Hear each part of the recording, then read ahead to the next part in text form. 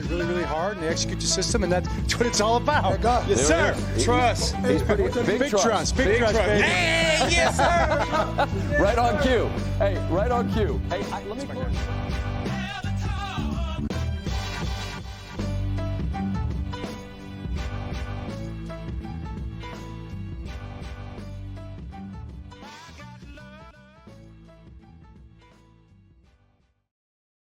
We're back on the Jumbo Set podcast. It is Wednesday, March 13th, 2024. My name is Jake Louque, and I'm joined on my screen by Spencer Nathaniel Schultz. How are we doing tonight?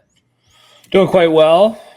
Very fun episode. The Ravens notching yet another historical Tennessee Titan, Houston Oiler, just continuing to dump on that franchise every time they start to go through a downturn. The Ravens just say, oh, we'll take your cornerstone generational fan favorite player that all of the little boys and girls have jerseys of, and we'll bring him over to the dark side and make him a Raven.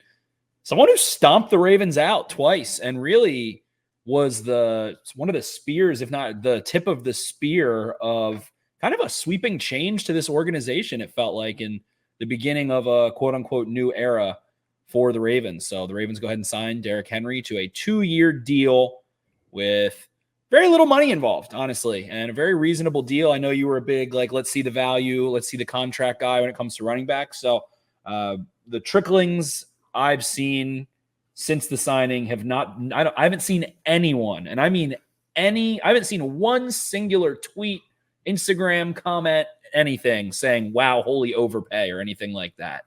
Hard to say that on this, people use the word team friendly. I would say cheaper deal instead for Derrick Henry. So yeah, badass. Yeah, there's no there's not like a mega contract thing going on with him anymore. I feel like we used to see those. Now it's kind of just like, yeah, we'll get a guy like this for 2 years. We saw, I think Aaron Jones, did he go to Minnesota for 2 years? He might have been a little longer. So I think, yeah, Saquon, I think in Philly for a couple years. They're a little bit shorter. They're not as kind of, they're just not as, it doesn't feel as prohibitive really with the way that you can build your team or continue to build your team. So I think it was like 2 years, 60 million, 9 million guaranteed in the first year for Henry. And the way they've been creative with contracts the last couple of years too, I expect some details to come out where maybe it's going to be the cap hit isn't going to be nearly as prohibitive at all in this first year, which I'm fine with. So yeah, overall, I'm fine with it. And I think it's going to be fun. And I don't know, man, I was thinking about it today, and I saw some Chiefs fans having all this fun about how the Ravens it just doesn't matter because you get to the playoffs and then Lamar Jackson can't throw. And then this is going to happen. And this is why they're never going to win the Super Bowl. And I was just like, man, they're kind of right a little bit. And I'm just, I don't know. I don't really see a world in which any offseason move really is going to be the thing that's definitively going to put the Ravens or put any team past the Chiefs right now. So why not just have a little fun? This is fun. This is going to be awesome. Derrick Henry was born to wear this uniform. That's just kind of one of these things I keep seeing floating around from a lot of people, and I can't agree more. It's going to be a lot of fun. It's going to fit the identity of the franchise, and I think they're going to still have plenty of room to make moves to rebuild this offensive line like they've talked about, and hopefully make another move at wide receiver, because I think they're still lacking there a little bit. With what I assume will be the loss of Beckham. And they could still approve to really, they could still upgrade from Beckham. They could draft a guy and probably even get a little bit more juice than they got out of him last year. So they still have the whole offseason in front of them, and they added a really good player today. Lost some guys as well, which I'm sure we'll get into. But King Spenny, Derrick Henry in the house. By the way, I wanted to apologize for the lack of production quality on tonight's episode. I'm in the middle of a move right now. Just so everyone knows, we'll be hopefully back up and running next week, but a lot of my shit is already packed up. So not allowed, unacceptable. You have to be 110% at all times. No moving allowed. None of this tomfoolery allowed on a day like today, Jake. How dare you? How dare you move into a nice new house and be excited and happy for yourself? Wait, none of me nor the listeners. We need quality over that. So how dare you? You know what? That's lead from the front, and that's what I try to do. And tonight couldn't do it. But hey, I'm here, right? You are. That is to not be sarcastic. You are here, and I was like, "Oh, are you sure you want to record? We could just push it. It's okay." I think the quote I used, I was like, "We have all off season to talk about the off season. It's okay." You're in the middle of a move. You're like, "No, I want to talk some balls." Like, all right, Well, then we'll Had talk a some Sprite. food. Yeah, I had a Sprite and a pizza for dinner. I mean, I still got some gas in the tank. I'm probably gonna pass right out. After Moving this, gets you into like a real frantic, like mental state. You'll be dog tired. Your neck will have like the dry sweat on it.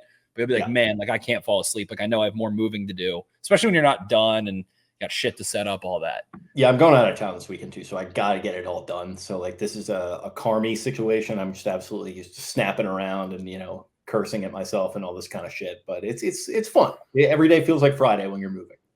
Speaking of cursing, the Baltimore Ravens see one of their very own sweet hometown boys, Patrick Queen, curses the Baltimore Ravens and goes and signs with the Pittsburgh Steelers on a 3-year, $41 million contract. Very little guaranteed money there.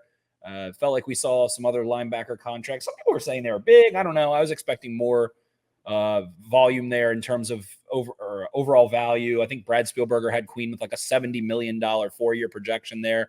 So crosses the picket line there and goes over to literally the picket line. The picket line, yeah, good, very nice. There we go. That was off the cuff, but I like that one. So goes and joins up with Russell Wilson. So Pittsburgh, let's get ready to weld. Patrick Queen joins forces there. Apparently they have some interest in Justin Simmons, but really, I mean, I'm not one to rag on guys and all that. And obviously I love Queen. I've talked about it and my affinity for him as a player and got to interview him and stuff. And people were pissed. Geno Stone signs with the Bengals, I think on a 2-year, $16 million contract, somewhere around there, $14 million, something like that. And I don't give a shit about signing with the Bengals, frankly. Like I don't. The Bengals are a rival. And all the younger fans talk about Burrow and Chase. I don't really care. Bengals are not on that level to me. The Browns are not on that level to me. It hurt a lot to see Queen go directly to the Steelers. And I think we've talked about that a bit, like Seahawks, Steelers, Texans, the teams that made sense, but definitely hurts. Man, never really seen a player. And I'm not going to pretend you're like, Patrick Queen's not, some top 10 player in the league, but a good young player. We have never seen a good young player cross that line in this rivalry on a second contract coming off of, a Pro Bowl, all pro, kind of year. So really rare to see the first time. So disgusting, definitely going to be gross. I hate it. I am pissed off by it. I DM'd Patrick Queen. I kind of flicked back and forth with him over the years and stuff. He came on the show once. So, I don't bug him too much, but my last message before that was December 25th, 2023, Christmas night. I said, whoop that fucking ass with 2 shark emojis. And he came back afterwards and sent me a bunch of crying emojis and handshake emojis after the game. But I said, not sure where you'll end up, but it was awesome watching you these last 4 years. Thanks for always being a nice dude and playing like a Raven. Best of luck. I sent that yesterday, meaning Monday night at 5:40 Didn't he p.m. just give you the biggest wedgie in the world right after He did. that? He has not seen it yet. And I was like, man, of course. I thought maybe Eagles, Seahawks let Jordan Brooks go. And of course, just disgusting, gross. Going to be in the yellow and black. And Mike Tomlin's comments going back over, oh, you're not a Raven. You're not a Raven. Queen talked about that. Then you also have Tomlin in his press availability several times saying Queen's the best linebacker in the AFC North. So they've really struggled at that position for some time. And I would say I'm happy for Patrick Queen, but I'm not. I'm not happy for him. I wish him the best of luck, but I'm not happy. I hate it. It's gross. I'm disgusted. I frankly am disgusted. And hey, like, I get it. Go get your money. But to me, it hurts. It's gross. I would have loved to watch him go to Seattle with Mike McDonald. Maybe it does speak a little volume that didn't happen. And McDonald and company pass on Brooks and a Queen for what seems like a pretty reasonable contract. And really that shows that the Ravens were not serious into it either. Queen's contract, I think, had pretty much an out after the first year and second year of it. From what I saw, it was pretty little guaranteed money after year one. So the market not there that Brad Spielberger and PFF kind of got me into thinking it was going to be a big endeavor, and gross, just gross overall. Yeah, very weird. You mentioned like the fact that talking about a high profile guy in his prime making that move across the rivalry there. I mean, you're absolutely right that we haven't really seen it. We've had guys sort of flip flop back and forth, even right this year with Arthur Mollett, who was there for a couple years, comes to Baltimore, plays really well this past year, obviously.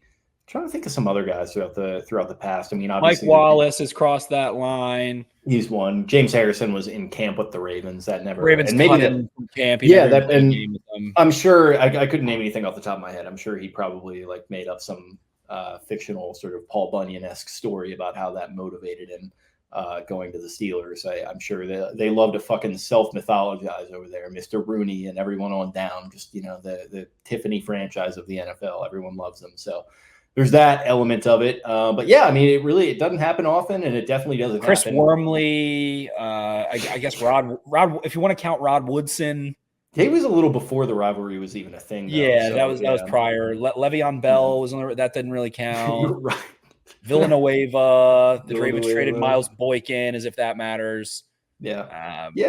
LJ Fort, I don't know, who was just kind of floating around. Not really nothing close to these prime guys. I guess Mike Wallace and Jacoby Jones did Jacoby have a stint on the Steelers? He did, yeah. He signed there in midseason 1 year. That was past his weird. Prime. So yeah, it's really, I guess the only thing close is Mike Wallace, who had time on the Dolphins in between, if I'm not mistaken. Yeah, he bounced around the league a little bit. He might have played for the Vikings too. Yep, he was on the Vikings. He was on the Dolphins, and that might be it. He might have been on one other team too. But he had like a decent year for the Ravens, and then he actually had the longest touchdown in Ravens history against the Steelers. So there you go. He did, and Queen had a big coming of age moment, picking off Mitch Trubisky in 2022. Him and Roquan both pick off Trubisky in that win. Super fun moment, all those things. And Queen said he felt like he kind of earned his. They always say you're not a Raven until you make a play against the Steelers, so he earned his feathers. By the way, something does stink about this linebacker market for one thing, and the fact that Queen went there for the other thing, because he clearly he seemed to take that Tomlin comment about how you're not a Raven personally, and he seemed to really take the rivalry seriously. And now, he's just going to land there. I don't know. Did they just beat whoever the next highest bidder was, pretty significantly? Maybe. And that's why I'm not going to, freak out at these guys for making these moves. Because, I don't know. Were there that many offers on the table for a Geno Stone? Maybe not. So you wind up in Cincy. I totally get it. There's really not the hometown discounts for the most part. Josh Uche, the edge rusher from the Patriots, agreed to return to the New England Patriots on a 1-year deal, according to Mike Garafolo. And Tom Pelissero tweets it and says he had several offers, including one worth $15 million over 2 years with $11 million fully guaranteed, but instead chose to take a 1-year, $3 million deal with incentives up to $8 million. And he said it's a rare time a player makes the final call and does not chase the money. So I'm not going to say I respect what Patrick Queen. I guess this is the opposite, but the whole hometown discount, that stuff. It's the highest bidder. I mean, it feels like 97% of the time, to your point. Yeah. I don't know. Just something stinks about it all. And the fact that you alluded to this, the fact that McDonald didn't really seem to go after either of these guys. Maybe they did, but I don't know. That maybe makes me feel a little more confident in them walking. I'm sure Queen will do really well. Stone too. A lot of people really trying to trash on Geno Stone by saying that he was just always he was always in the right place at the right time. Somehow that's it speaks ill of you as a defensive back. I think no, I'm pretty sure that's as a safety, you know how to go where the ball is. That's so bad. Yeah, how lucky. It's called film study, guys. We don't have to trash a guy on the way out, but we can root against him and we can have a lot of fun. And that is why I think overall, as much as it does suck, it's going to make this rivalry, especially with Queen, a lot more fun. At least the first time they match up. And we'll see what Mr. Unlimited is able to do for them. I think they'll be much closer to a 10-win team than they have been in past. Or I guess they were a 10-win team last year, but I think they'll kind of be right in that 10-win team area again. And I don't know. You and I, we both talked about Russell Wilson played pretty decent at times last year. I think it kind of came off the rails a little bit. I am no big fan of Sean Payton's, and I just getting out of that culture is one thing, but it also might speak a little bit to the idea that the Broncos are willing to pay this guy $80 million to not play football for them this year. So I don't know. Might be some buyer beware on the Steelers overall, but if you were to offer me straight up in a vacuum, Russell Wilson or Kenny Pickett or one of these other jabronis, I'd take Russell Wilson every day of the week. So Well said there, and I know it does take a lot for you to come to the defense of Mr. Unlimited there. That's I've typically been, I like, you know what? I've been on his block. I've been kind of defending him the last year or so. It got pretty crazy. People started to pile on it. Like, first of all, Kyle Brandt had that rant against him a couple years ago. Kyle Brandt, one of the great thirst buckets in the media, going after Russell Wilson for being a thirst bucket. Like, we got to, like, that's when my radar, stick started to go up a little bit. I was like, all right, what are we doing here? And then, it got way out of hand. So it did. And something I feel like is just an overall such a common theme. It felt like in this, it's really become that free agency, seeing guys sign within their own division that they were previously playing in feels like a really big move. You mentioned Aaron Jones. There's been a ton of them this year. So I guess it makes sense when, you play those guys twice a year, you prepare for that player, you might have your own thoughts on how that player could get used more effectively or maximized or might be under the radar, things like that. Like an Arthur Mollett, who you mentioned, who the Ravens were able to maximize there. So Russell Wilson, Patrick Queen, and the Pittsburgh Steelers, definitely an interesting one. Orlando Brown on the Bengals with Geno Stone. I guess there's not really anybody on the Browns, though, that comes to mind that's crossed those lines there. But there's one. Who am I missing? Had a big season last year. Almost made what you would call a miraculous comeback. Who am I missing? There's a guy who maybe played quarterback here for. But he's not there. He's not there now. And that was like that wasn't like a signing where it's like a big keynote player. Well, it was Paul Kruger would probably be the big one for me. No, I'm just saying today, like right now, Orlando Brown and Geno Stone are on the Bengals, Patrick Queen on the Steelers. Been a little bit of that back and forth there. So not really any ties to the Browns going into 2024, 2025. Brownies have had some it's happened over the years, of course. Jamal Lewis crossed those lines, all that good stuff. So interesting there and something that seems like a theme. And at the end of the day, we can get excited about Henry, but it is always good to remember. And I think I might have retweeted this. I'm going to try and find it. But it was Albert Breer. So he posted the free agent rankings from 2022, and he said 7 of the 11 guys. So the I think 11 largest contracts given out in the 2022 class: Teron Armstead, Von Miller, J.C. Jackson, Chandler Jones, Carlton Davis, Brandon Scherf, Marcus Williams, Allen Robinson, Randy Gregory, Devondre Campbell, and Laken Tomlinson. Breer's commentary was, just as a reminder, this is the free agent ranking from 2022. 7 of the 11 guys below, only 2 years later, are no longer with the team that signed them. 2 of the 4 that are still with their teams just took a big pay cut. A lot of mistakes are going to be made this week. And then he quote tweeted himself and said, Ravens Marcus Williams now, as of today, is the only player left on this 11 who has not taken a pay cut, 3 of which have, been traded, 2 of which have, or cut, 5 out of those 11. Again, it's been 2 years and shows what free agency really is. A chance to use short-term fixes to plug holes. And that's why I even look at Derrick Henry is that the Ravens have taken swings at running back. They draft Dobbins. They gave small contract to Edwards, various little swings over the last couple of years and just haven't been able to plug that hole. And you're happy to see the Ravens who at this point, and maybe I'm wrong, but looks like they're going to be pretty quiet, right? They signed Henry. They watch a couple, guys go. I would say of course, headliner there is Patrick Queen.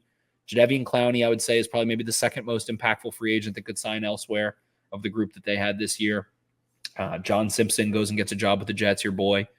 And just kind of shows what it is. And the Ravens did take some swings. Earl Thomas, Marcus Williams, that safety position was one of them. But it feels like they don't really have to overpay and go to the free agent market and go delve out that 60, 70, 80. I mean, Robert Hunt got a $100 million contract with $75 million guaranteed. And sure, for all I know, he could be an all-pro next year. But who thought Robert Hunt was getting $100 million? So just goes to show. Maybe his brother, Mike Hunt knows what's best. Always. You gotta his brother's got to stay fed too. Mike Hunt has to stay fed at all times. So that $100 million contract will really help. Ultimately, feels like the Ravens might just kind of simmer out, grab a corner, grab an edge rusher, maybe, second, third wave of cuts, or that pre-draft May or post-draft May cut deadline where there's more bonus money, things like that. So I think there's been a lot of panic, but it seems like Eric DeCosta is pretty happy with his roster. The Ravens are going to have 8 draft picks here. and not going to have to spend one on running back. They do bring back Malik Harrison as well, is really the only other move that they've made thus far. Maybe a Brent Urban you could definitely see coming back on a vet minimum type deal. So not really going into free agency looking like, oh, we need to transform our roster. It feels like the Ravens are pretty happy with it where they are. I don't know. Kind of able to just chill, go through the draft and get value where they find it. So it feels like things are much quieter this year. And the big drama is that Patrick Queen, who fans have had very mixed opinions on, I definitely finding him to be an impact player, but many have not, leaves. And the Ravens signed Derrick Henry, which is super exciting and in a really big, like, fantasy football, Madden type, exciting way. So quiet, right? Isn't that nice to have a nice, quiet kind of offseason going on so far? Yeah, I want them to sign a starter on the offensive line. Like, I don't want that to just sit there and like eventually get to a point where it gets out of hand and they're waiting for a guy to get released. Because like Zeitler doesn't just get released every year. Maybe that's their plan, and like it could be. I want them to double down at guard and at receiver. I want them to sign a guard and sign a receiver and draft a guard and draft a receiver, and then I'd feel pretty comfortable. And it could happen. Maybe they won't do all four of those things, but if they do like 3 of the 4, I think that will be pretty solid. And then corner, yeah, that as well. I mean, that's just another need that's kind of sitting there because Darby gone, Mullet, you're going to hopefully re-sign him in best case scenario. And then Marlon, people have talked ad nauseum about kind of his injury and his fall off play. I wouldn't be surprised to see a big bounce back season from Marlon, getting healthy again and getting kind of back in the lab there. And hopefully one of those young guys at corner works out it well that they just keep seeming to draft every year and they don't really get a ton out of. So yeah, you are right. It is quiet and it's totally fine. And that's kind of why I wouldn't freak out and didn't freak out over the Henry signing because it was affordable compared to maybe what I thought what it would have been a couple weeks ago, which is nice. And yeah, you're right. They have the whole offseason in front of them to do all this, including, in training camp when they found a lot of these impact guys like a Darby, like a Clowney, and, like a Van Noy, who they got in September. And maybe they could get one of those guys back or multiple of those guys back. So, yeah, no need to freak out anyway. This is kind of just feels like a cherry on top of the sundae.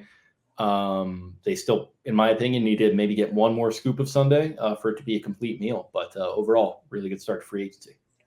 Definitely looking through those positions you mentioned, some of the kind of key names here that are available: Allen Robinson, Odell Beckham Jr., of course, Curtis Samuel, Tyler Boyd, Marquez Valdez-Scantling, Cedric Wilson, DJ Shark, Paris Campbell, someone that I find pretty interesting, Mecole Hardman, I believe. I feel like he re-signed in KC, but maybe that's right. I'm on spottrack.com.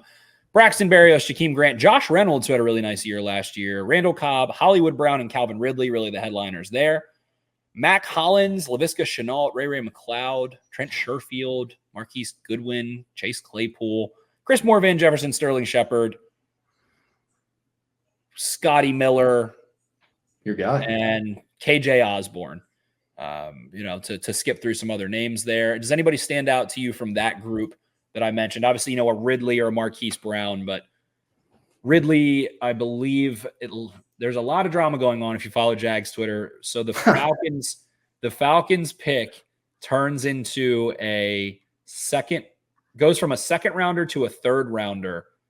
If the Jaguars were to sign Ridley before tomorrow at 4, I believe, then it would be a second rounder. After that would be a third rounder to an extension. So the fact that he has not signed somewhere, it makes sense that he simply would return to Jacksonville, but Jags Twitter's going crazy. The Chiefs just restructured Mahomes' deal. Adam Schefter tweets that out. The annual, the Josh Allen and Patrick Mahomes and Lamar Jackson and Jalen Hurts all took pay. They make it sound like it's a pay cut. They give it to you in a bonus, and then it just turns it into a liability basically instead.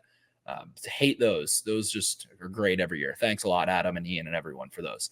Oh my God, Patrick Mahomes is taking a $0 pay cut. What a great guy. Same thing with Josh Allen. So stupid. I digress. Sure. It's really going to affect their fucking bottom line. Those guys are just going to have to be lining up or get a free. Shouldn't have brought the Chiefs up to you. Shouldn't have brought the Chiefs up to you. I can just tell you. It's just really grinding my gears. The reaction to that Derrick Henry signing. I see these fucking whatever their stupid names are. No real face, of course. No real name. No real face. No real person involved.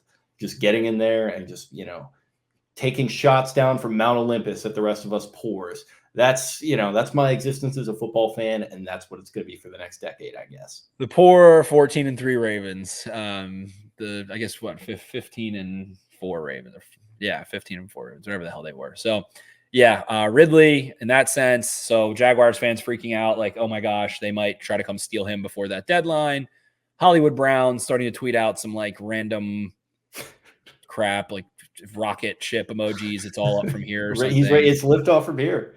Shout out it's to lift off. Mike Elias. It's Mike Elias there. Yeah, exactly. As the Orioles are just absolutely incinerating the Grapefruit League. Have not won a Grapefruit League since 2013 of note there. So did look that up the other day. 4-1 Brian Black. Outside of that group, anybody that stands out to you of the guys I mentioned, Hollywood Brown, Calvin Ridley seem like a little bit of a pipe dream. Most likely, I think would definitely be no in those categories. But of that group of affordable guys, anyone tickle your fancy? I mean, I tend towards like what I want is, like I said, I want to see the double down thing, and I want to see them take a diversify your portfolio approach to it. So if you're going to sign a guy who's maybe a little bit bigger in a boundary, then maybe you say, okay, we'll just like wait until day 2 and we'll just get like Ladd McConkey, who I'm sure Todd Monken's going to be hot for anyway.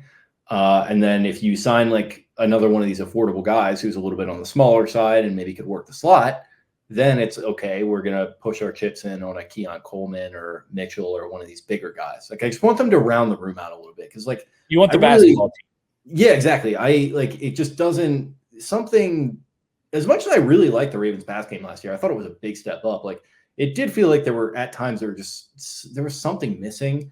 And in particular, like, that loss to the Steelers in Pittsburgh, just throwing up the end zone goal line fade to Beckham and it getting picked off by freaking Joey Porter Jr. of all people. That's when I started to have the thought like, all right, what are we doing here? Can we get some size? And then I know everyone's going to say, oh, Mark Andrews, Isaiah Likely. Yeah, sure. Like those guys have size, but like, why can't they just have it at wide receiver? Why does that have to be like? And I'm definitely one to say that Mark Andrews is a wide receiver for sure. But still, the majority of his usage is not in that outside the number, intermediate or deep area still. And that's what I'm talking about. Like he effectively plays like one in the same way that a lot of wide receivers kind of play like tight ends a little. It's much more homogenized, but I'm talking about that guy that can just get on the outside and, he's not going in motion and he's just going to beat a guy one-on-one. And like, if they want that true X, that big body. Yeah, exactly. And I shied away from even saying X because I feel like they like, people don't even really get what the meaning of that is, and they just go and say it. But yes, like the guy that can just line up out there, just on an island, and just beat a guy one-on-one. What an X means is that they're on the line of scrimmage. So if you press them, there is no step between. That means it is a fist fight off the line of scrimmage, and that typically it's that Jamar Chase, A.J. Brown, DK Metcalf, bigger, stronger, faster archetype of receiver. So yeah, and it doesn't have to be that type of guy, but usually sure. I mean, Antonio Brown played the X a ton. Yeah, and not in that style. But we've been on this train forever, man. I mean, it would be nice if there was a dominant alpha type strong player that could rip the ball away, protect the ball, shield the ball, and then hurt people. Not even just as much as like, oh, you have to go be A.J. Brown and break 4 tackles and score 75-yard touchdowns, but just to impose your will on the perimeter, on the line of scrimmage, after the catch, break tackles, things like that. And Zay Flowers has as much of that as you can have at 5 foot, maybe 9, maybe 185 pounds soaking wet. But yeah, we're all in there. So couple guys, this is an X draft class. This is a class that has a lot of those bodies, especially at the top and through the middle. And we've talked about the receiver bubble there. So in that same regard, just going through some of the other positions quickly here. In terms of offensive linemen that are still available, Laken Tomlinson, who's had a tumultuous kind of journey there with the Jets as of late in some injuries. Charles Leno coming from the Commanders. Tyron Smith. Andrus Peat, who's had a lot of these. Most offensive linemen have had injuries. If you make it to 30 years old, you're beat up. You got 300 pounds on your knees for a decade. Tyron Smith, Andrus Peat, Cody Whitehair, Dwayne Brown. We mentioned Zeitler, Connor Williams, Trent Brown, Mark Glowinski, Brian Allen, Jonah Williams, who I thought signed with the Rams. So maybe Spot Track has not been updated here on a couple of these, but To digress. Yeah, it's 15 of the same guys for the most part. It's a lot of 30-year-old guys, a lot of guys that are not going to be expensive. This is kind of the Crows pickings a little bit more so than what happened with a Robert Hunt and Damian Lewis and a bunch of other guys that got signed to kind of some bigger deals here. That's kind of been the hot position. Guard has been like the sexy position of free agency. We've seen some of the bigger deals here. Michael Wenyu re-signs with the Patriots, $57 million. Jonah Jackson. Ravens were reportedly in on him. So yes, reportedly sniffing around there. I'm sorry, Jonah Jackson signed with the Rams. Jonah Williams. That's what I was going to say. It was Jonah Jackson. Yeah, there we go. Yeah. How many Jonas? How many Jonas are there floating around? Jermaine Illuminor even gets a nice little contract there to go play tackle with the Giants. So been the kind of sexy. There were 5 $50 million or more interior offensive linemen: Tyler Biadasz, John Runyon, Aaron Brewer, Nick Algoretti, and Jermaine Illuminor, who I mentioned, all getting some decent deals there. John Simpson, another one. 2 years, $18 million. Feels like we might have like contributed to that. He might owe us like a dinner. We might have got. I think Chris Long, honestly, like he's all credit to Chris Long and the Green Light Pod for very true. Plus, what is it? AQ Shipley that does Pat McAfee show. He talks about him a good bit too. Yeah. So best of luck there to our boy John Simpson up in New York. But yeah, well, I wonder who's he going to be blocking for? Do you think? I don't know, man. Maybe he's going to have to get out in front of the debate stage. Him and the other 4 starting offensive linemen. Yeah, he's going to have to be running security at the debates. He's going to be in the Secret Service. Yeah. Which listen, there are worse candidates. What a world. What a world. Truly, just literally. Oh my God, what is the oldest brother from Succession? Connor Roy. Truly Connor Roy there. Truly a Connor Roy situation. Well, you can't win an election if you don't enter it. That's also true. So much more exciting when you're in one. Oh God. God help us all. John Grenard, Leonard Williams, Bryce Huff, Danielle Hunter just signed with the Texans on a 2-year, $49 million deal, 48 of which guaranteed. So this is what's hilarious. Danielle Hunter's contract is $49 million. 48 is guaranteed, not 49. It is not a fully guaranteed deal. No, so, his agent's got to be excoriated for that. You got to win that battle. Yeah, it is not a fully guaranteed contract there. Dorrance Armstrong, Zadarius Smith, Ashawn Robinson, guys that all kind of signed. Leonard Floyd, AJ Epinesa stays in Buffalo. Panthers just like offloading Brian Burns like after that complete and utter saga. Worst run. I think the worst run organization in sports right now. And now they're paying out the wazoo for Ashawn Robinson. They're having to pay a premium because they're run so poorly. They're going to get this guy, and who'd they trade for at receiver? Was it Deontay Johnson, right? Like, man, and that was actually a decent competition, but like it's just like the Panthers, like I haven't seen anything this bad in a long time, and I've seen multiple 0-16 teams in my lifetime. Like this is crazy. I think it just goes to show what ownership means, right? And we talk about the nitty-gritty details of Geno Stone signed with the Bengals, but that is such a micro view of things versus what successful organizations look like, do, and those trends meaning a lot more, it feels like, of stable,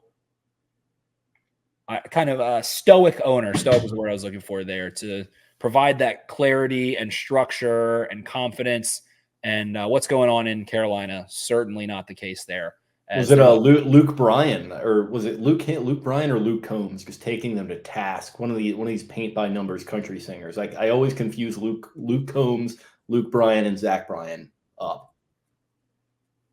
I didn't see that. I see. Oh, yeah. Country star music. Luke Combs bashes Panthers over. I was going to say that sounded the most like Combs.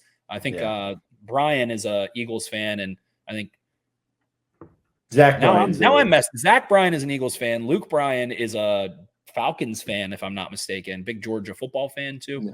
And then Zach Bryan actually hopped on the Ravens bandwagon after he did, according to his own Twitter. Yes. Yeah. But Combs is from Western North Carolina. He went to Appalachian State. The headline here: country music star Luke Combs bashes Panthers over Brian Burns trade. what are we doing? Which is arguably your favorite line, I would say. Yeah, like what are we doing here, Tepper? Like, I mean, that is, and then they bungled CMC, they bungled Brian Burns. Like, this is just, and now they're like, all right, that's exactly what. So, what are we doing? Question mark, exclamation point, question mark, exclamation point, question mark. Combs wrote, no first round pick for Christian McCaffrey a few years back, and now none for Burns. Are we just firebombing the whole team here, or what? I don't. And then they still had the gall. But it's just becoming slow torture at this point, he added. They trade up to number 1. They traded all that to Chicago to get up to number 1. I'm pretty sure those coaches wanted C.J. Stroud on that coaching staff. Josh McCown, there's a soundbite of him saying to C.J. Stroud, get ready to look for houses in Charlotte. And then he was talking about like basketball, like open gyms in Charlotte and stuff like that. C.J. Stroud loves to play basketball. Yeah, this is all speculation, but like something tells me Tepper might have had something to do with stepping in there and selecting Bryce Young. Tempered would be a great headline there, especially for like a British newspaper. So yeah, listen, and you know what, Bryce Young, I don't want to give up on him quite yet. It looks like it's going to be tough for him. What is that? 3 head coaches in 3 years there, and here's the thing that I think is hysterical too: the Rams offer of I think 2 first-round picks and a second-round pick for Brian Burns, allegedly 2 years ago now. And I just have a feeling, even if they got those picks, they just would have given them to the Bears for Bryce Young. I feel like it just would have been another first-round pick or 2 that went to the Bears. So just absolute dysfunction there. And you're right, really a quiet. It feels like that trade was huge, but kind of just not taken up much headline space. I think people are kind of sick about hearing about Burns. Kind of feels like the little boy who cried wolf. Like Burns, and they have royally fucked everything else up since then so badly that it's just gotten lost in the shuffle. Like, people don't even really talk about how badly this Bryce Young thing is screwing them, because David Tepper is throwing drinks at fans and like sparring with the media and just getting into scuffles every other day there. It seems like it is a black cloud hanging over that organization. I wonder what the shortest, I'm going to try and Google it. What is the shortest non-death tenure of like an NFL owner? That's a good question.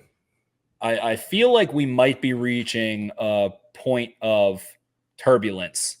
I can see longest tenured. I can see shortest tenured coaches, but I'll do a little more research on that. They've got to feel pretty empowered with the way that they were kind of able to just force Snyder out of there, especially with how connected Snyder is with Jerry Jones and all that stuff. Like, if they want to get rid of this clown, they can probably make it happen. I feel like that's the same thing. I think we're going to start seeing more quick and rapid changes of ownership as more equity groups and things like that over time. We've talked about that, and foreign money, things of that nature. Asking ChatGPT here to come up with the answer for me. Like Jerry Richardson. Funny enough, they got rid of him pretty quickly after all the culture stuff came out about him. Then Tepper replaced him. I think about I don't know how long Donald Sterling owned the Clippers, but I feel like he was ousted pretty quickly after all his bullshit. So I don't know. It's kind of everything's just turning into all or nothing. And it's like either you're all in and you're a serious owner, or you're not. And we're just going to get rid of you. So it is. I'm seeing that the shortest was J.I. Albrecht, who co-owned the Patriots, then known as the Boston Patriots, for a very brief period in 1971. I asked ChatGPT, what about since 1990? Bruce McNall was a part of the ownership group that briefly held the Rams, and looks like he was out in 1993 there. Another being Bob McNair, but that was death related, like we said. So Bob McNair's, I think, was a 16-year stint, was the shortest, and that was death related. So I feel like that's something in the 2030s that's going to pick up some pace here, headed into the 2030s. I think we're going to start seeing some turnover in ownership and some more of these globalist equity groups start to consider things. Exactly. And hey, the globalists are taking over the NFL. There can only be so many Rubensteins to go around, right? King Henry is going to Baltimore. CMC, look into the documents. I got them right here. Could have gotten more than they got for him. Oh, boy. So, King Henry, exciting. Patrick Queen, boo. Boo that. That stinks. That I like Smile. I am genuinely a little hurt by it's going to make it more fun. Exactly. I think it could refresh the rivalry a little bit. Him and Patrick Ricard, Project Pat, already going back and forth. Pat tweeted out, not sure which news I'm most excited for, blocking for King Henry every game, or getting to pancake Patrick Queen twice a year. Queen quote tweeted him and said, got to get your hands on me, big boy. Yeah. So Yeah, it's fun. Listen, it's spicy. It's a spicy. Yep. So I guess that about does it for this evening. Derrick Henry in, Patrick Queen out. The Queen is dead. Still really not. I don't know. It feels calm. Feels nice.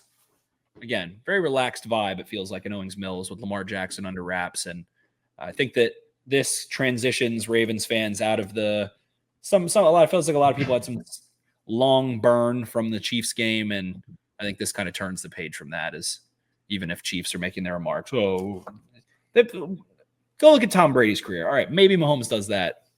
You're not gonna be in it every single year, no matter what you think.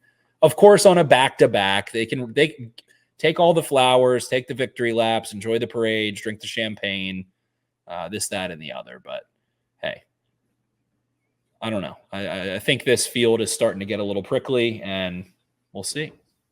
We shall. You know what? Just be yourself, and that's maybe that's what you need to do to win in life. And it feels like this is the Ravens being themselves, for better and for worse. It does, and it's going to look right. It's going to look outstanding. Derrick Henry's aesthetic in the all black is going to be something that truly transcends football aesthetic. Yeah, I mean, that would be I would be pissing myself if I had to go up against that. I also like funny new context added to the Derrick Henry Mark Ingram meme. It is another Heisman from Alabama. So this will be the second Heisman winning running back from the University of Alabama that Lamar Jackson plays with. See if they go. I get what Heisman quarterback could they sneak in there into the mix? Go get another RG3 type deal. I'm trying to think. Mariota. The Heisman are good. Mariota signed with the Commanders. He signed with Commanders, yeah. He would have been. Yeah, so that was a good call off of you, and really not any opportunity there. So maybe RG3 is gonna have to come kick it one more time for the Heisman package. Johnny Manziel said that he hasn't officially retired yet. So Johnny Manziel and Derrick Henry in a backfield with Lamar Jackson. He can do his little Kyle Shanahan fake "I'm out of bounds" route again. How about that? Yeah, Derrick Henry will the football. Yeah, and maybe that's legal now. Who knows? John's on the competition committee. You just get that legalized and then get that in the playbook. There you go. And it is exciting, right? I mean, Henry actually has big playability and can be a big back. So we've talked about getting Lamar Jackson that steady presence next to him that he can kind of rely on. And I'll knock on wood. Nobody's been more durable or reliable than big Derrick Henry. Derrick Lamar Henry Jr., I believe, is his full name, actually. It's wild. It's wild. Followed Jimmy's Famous Seafood, our presenting sponsor. Followed Keaton Mitchell on Instagram. So I think that's when the news started to leak out. And it just felt like he wanted to be here too. I'm gonna get a Derrick Henry jersey. It'll be. You're just getting every jersey. I feel like you're gonna have room for these things in your house. I've got a few. I need to hang up that Chris McAllister jersey. I got Vaz that Chris McAllister jersey. It's signed, and he hasn't. He never got that. No, I've had it for 3+ years for him. I drunkenly bought him a $200 jersey as a gift of admiration, and I can't get it to him. That's tough. I think I might have it right next to me somewhere down here. But so Tractor Cito, badass, excited, man. That's an exciting signing, and again, maybe the Bussin' with the Boys crew is going to come through training camp this year. I'd love to go see them. That would be sweet. That would be very sweet. Tunnel of Chaos. Levante David stays with the Bucs. Shocker there. All right, so I guess that might be an episode. I know you're busy there. We're coming up on 45 minutes here, and really just Henry, Queen, and a couple other signings to touch on. But yeah, draft season around the corner. We'll see what else the Ravens do. Methinks some tier 3 and 4 veterans. People kind of crying about like Ronald Darby going to the job, but he's not even supposed to start here. So I don't know what you want, but yeah, some more tier 3, tier 4 veterans and kind of running that thing back with King Henry. Get some fresh blood in. Feels like they really. It's just nice. It's just nice to have this running back thing, like ideally be over. Like I'm tired. It's been years. It's been years. Yeah. It's J.K. Dobbins was supposed to be the guy. Didn't work out. That sucks. He's probably going elsewhere. Let's get a serious option in here and figure this out. Glad they did it. The Ravens running back room has been pretty cursed, and I think this might lift that curse off of it. Obviously, this year, Dobbins with the Achilles, Gus Edwards, Keaton Mitchell with his ACL, Justice Hill has his Achilles. We see Kenyon Drake at points. We see Dalvin Cook at points. You go back to 2022. You end up seeing, man, same kind of crew pretty much for the most part overall.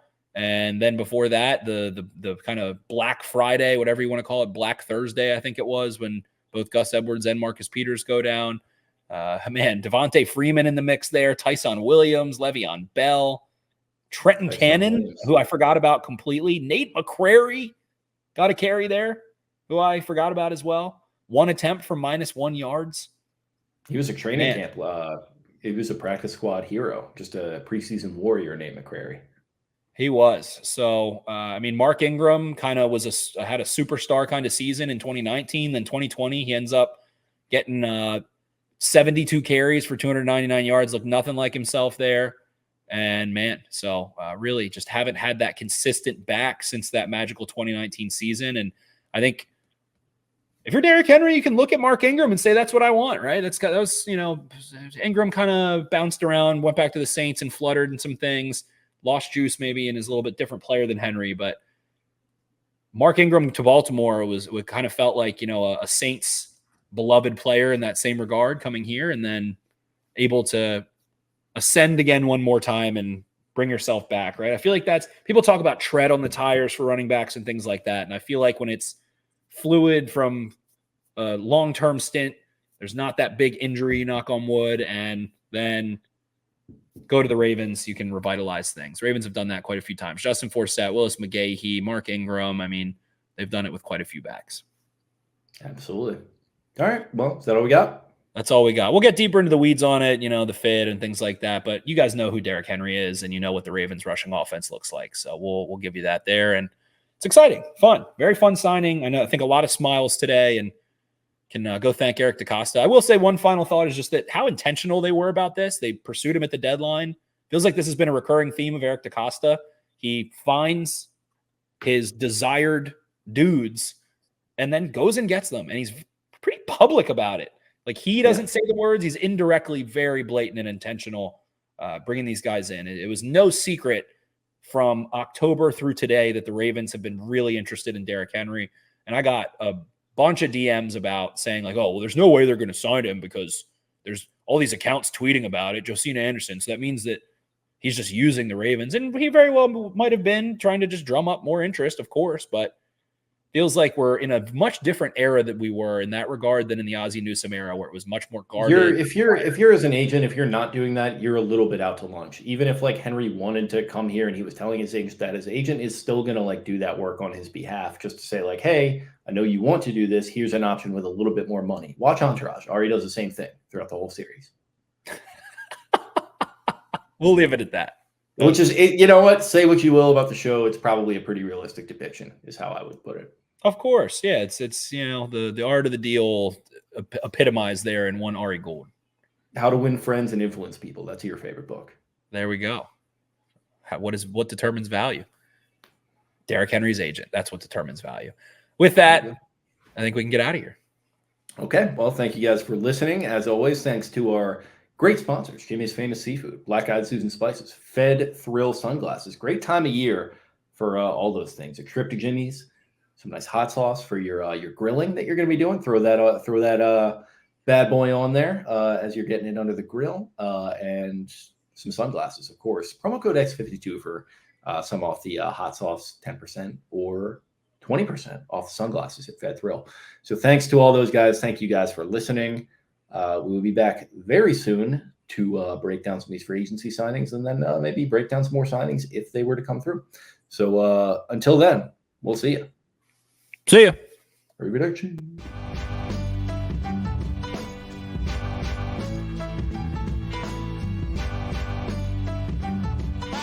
Really, really hard, and they execute the system, and that's what it's all about. Yes, sir. Trust. He's pretty big trust. Big trust, baby. Hey, yes, sir. Right on cue. Hey, let me close.